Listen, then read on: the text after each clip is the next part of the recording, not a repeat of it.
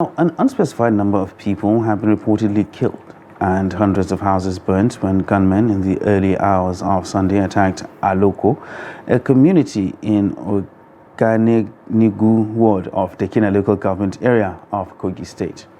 Now, residents said that the invading militia started shooting anyone in sight and set houses ablaze on arrival.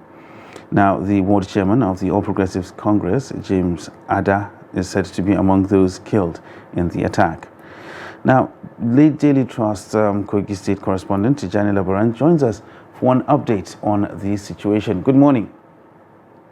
Morning, sir. All right. So, what's the situation currently in after that recent attack? Yes, the people were under attack earlier on Sunday.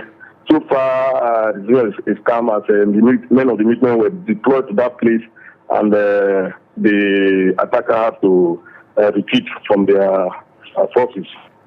So the situation is calm now as at yesterday night, and though they are grappling with the incident of refugees, because most of the Afghans are taken refuge in the neighboring communities, and so there's no much issue as at this morning. Okay, has there been a mobilization of security agents in the area? Yes, the communities are putting it together to see what they can do to level down the actually being orchestrated by the attack. And the government too has to move in and to see that the hardship is reduced to a certain level before they are able to be rehabilitated finally. Okay, so this particular, crisis seems to be like age-long between both communities. What do you think is actually responsible for this particular clash, for the clashes between them? The clash is actually, it boils down to some people in that community, maybe from the top of that area is an agrarian settlement that made up of 13 communities. So that place is rich, very economically rich, and so it appears some people are taking interest in that area. I think that's the area we look at it now. Has there been any official statement from the government regarding this recent attack? Yes, sir. Yesterday, the governor of the state, Alaye Bello, vowed to deal with the attackers. Say he will not bow to machinations of heartless elements in society, that he will go after them and bring them to book, while he compensated with the victims of the carnage. Okay, so while the attack was going on, what did the dwellers actually do to protect themselves? Ma? While the attack was ongoing, what did the dwellers do to protect themselves? Yes, what the attack was going on, I think that the environment, they have the glacier hunters.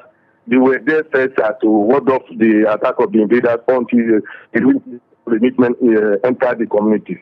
So by the time the soldier came there from the report, a lot of havoc has been caused, and a lot of injuries have been placed on the city. When the soldier came, based on the report, the invader retreated. Okay, now, according to reports, quite a number of people actually lost their lives, in the clash. Can you verify the number of casualty for us? So far, the number is not certain. Because apart from the notable, the world chairman, James Ada, that was because he's a world chairman of that place, APC world chairman that was killed.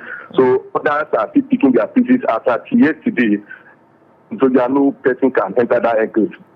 So I get big to what we will be able to ascertain the number of the victims. But the number is not specific, but many died and houses were raised down. So currently, what's the situation right now? Has calmness returned to the area, or are people still apprehensive that things might escalate? Yes, sir. So that at this morning, when I make contact with that area, people are still packing because another incident erupted in a neighboring village called Itutepe. They say they got information that since Itutepe, the neighboring village is now assisting those that are the victim. They are also moving in to attack them. So even that time, as I yesterday night, people are started packing towards Ayangba for their lives. So as at this morning, the situation is still tense. Though the men of the military are there and the hunters, the Latins and other security are there, but the residents are not so much convinced. So they are still watching what will happen, and maybe towards evening we'll get the proper picture of the area. All right, so what's government actually doing to prevent a reoccurrence of this, and also to prevent a humanitarian crisis? Will there be IDPs set up around the communities? Yes, the government has many agencies has created to assist such communities.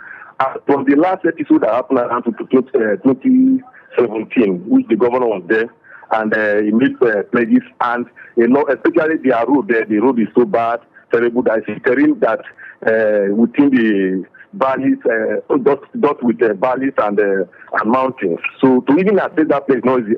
The government is trying to put up the road in a good shape so that there will be free movement of that area.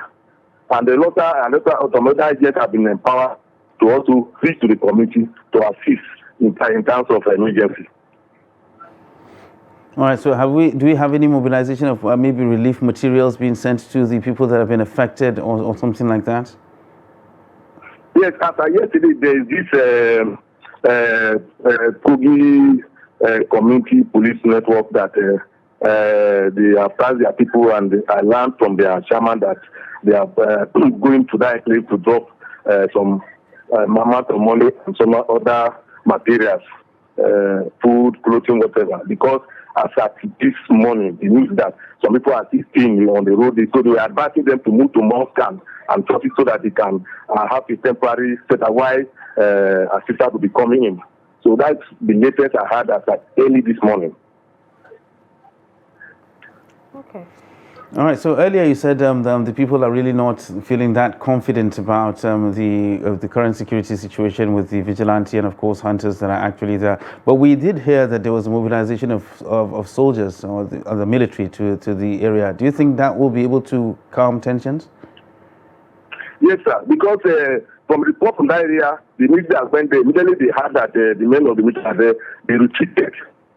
So before the meeting entered the committee, it was the Latin hunters and some people that were warding off the attack. But when the meeting came, they now retreated to their enclave. Because they say they came through Bata local government, the Dembori local government, and they reached there with the youth. So they say they pursued them to that Bata area after yesterday evening. So with the men of the meeting, that I see confidence in people that yes, the government is actually listening to them and they have come. But the cause of the shock now, people are not so much keen to lie now, because piece of information coming is that the attackers are mobilizing to come to another plan to attack them, especially the community that are now assisting them. So based on that, now, some of those communities now are also moving out to safer area. Okay. All right. So what is the state governor actually saying about this particular incident? And do you expect him to visit with his entourage, to visit the place? Yes, the state government, actually the governor is somebody that has zero tolerance for violence. Even when this happened in 2017, he personally entered that enclave. Despite there's no road. In our place, I was there to constructing road to link up to the very area. Because that place is more or less a valley area. So there's no road there. The road network is terribly poor. So at this time again, as it happened, I think he will, from what I know of him, he will increase his forces, especially on the road network which he has started. All right.